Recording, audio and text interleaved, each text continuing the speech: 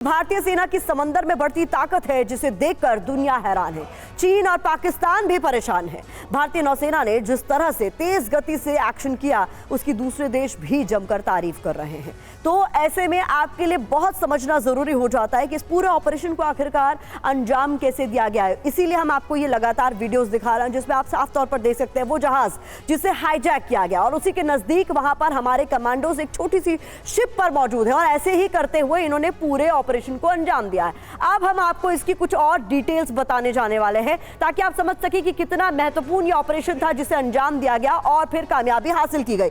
ये तस्वीरें भी आप ध्यान से देखते जाइएगा कि ये वो शिप है जहां पर यहां पर छोटी सी नाव पर हमारे कमांडोज मौजूद है। कैसे किया गया ऑपरेशन, पहले निगरानी की गई, बहुत ध्यान से निगरानी की गई। समुद्री गश्ती विमान, प्रेडिटर MQ-9B ड्रोन और इंटीग्रल हेलोज, इन सब का इस्तेमाल कर निगरानी की गई। ये महत्वपूर्ण जानकारी। अब रेस्क्यू ऑपरेशन में बता दें, मार्कोस ने शुरू किया ये एक्शन।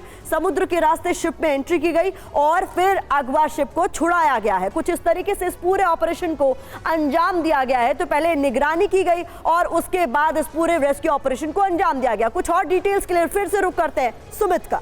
देखिए, लगातार सबसे ज्यादा बात हो रही है मार्कोस कमांडोज की। आखिरकार हम आपको यह भी बता देते हैं कि मार्कोस कमांडोज होते कैसे, उनकी ट्रेनिंग कैसी होती है और उनके एक्शन के मुरीद दुनिया कैसे हो गए। देखिए, इनके बारे में आप सबसे पहले जानिए कि मार्कोस कमांडोज होते क्या। इंडियन नेवी की तेज तरार और खास यूनिट है, स्पेशल यूनिट है। 1987 में इसको तैयार किया गया मार्कोस को, और पानी में स्पेशल ऑपरेशन चलाने में माहिर है। इनकी ट्रेनिंग बहुत ज्यादा कठिन होती है, बहुत ज्यादा कठिनाइयों का इनको सामना करना है, तभी आप स्पेशल मार्कोस कमांडोज बनते हैं। आतंकवादी विरोधी अभियान में भी ट्रेन किए जाते हैं। जल, जमीन और हवा में ये घातक ऑपरेशन चलाने में पूरी तरीके से सक्षम है।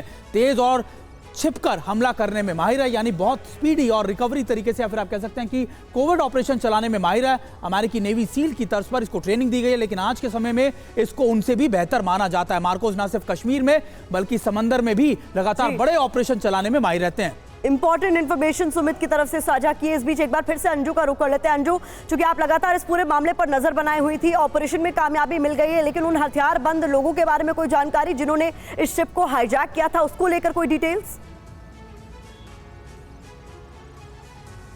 जी देखिए, यहाँ पर मैं आपको बताना चाहूँगी कि जिन हाईजैकर्स ने इस शिप को हाईजैक करने की कोशिश की थी, जब इसकी इन्फॉर्मेशन, इसकी कॉल हमारी जो नेवी है उसके पास पहुँची, तो हमारी जो नेवी ने फर्स्ट एक्शन किया कि हमारा जो एयरक्राफ्ट P-8I उसको रवाना किया गया और वहाँ से एक चेतावनी दी गई। और आपको बता दें कि चेतावनी मिलने के बाद ही साथ जो डकैत थे जिन्होंने इसे अगवा करने की कोशिश की, उन्होंने तुरंत इस बोट को, इस शिप को छोड़ दिया। और सबसे बड़ी बात है कि जो INS चेन्नई जो है उस वॉरशिप को भी इस रेस्क्यू ऑपरेशन के लिए भेजा गया। तो जिस तरह की तैयारी भारत की थी उसको देखते हुए जितने भी डकैत थे या जिन लोगों ने इसे हाईजैक करने की कोशिश की, उन्होंने फौरन रात के अंधेरे में इस लोकेशन को छोड़ा। और आपको बता दें, जिस तरह से जो वीडियो भी आया है जिसमें तमाम जो 21 लोग हैं जिन्हें छुड़ाया गया, उन्होंने बताया कि कैसे 24 घंटे का पूरा समय लगा, उनको 4 तारीख को कैसे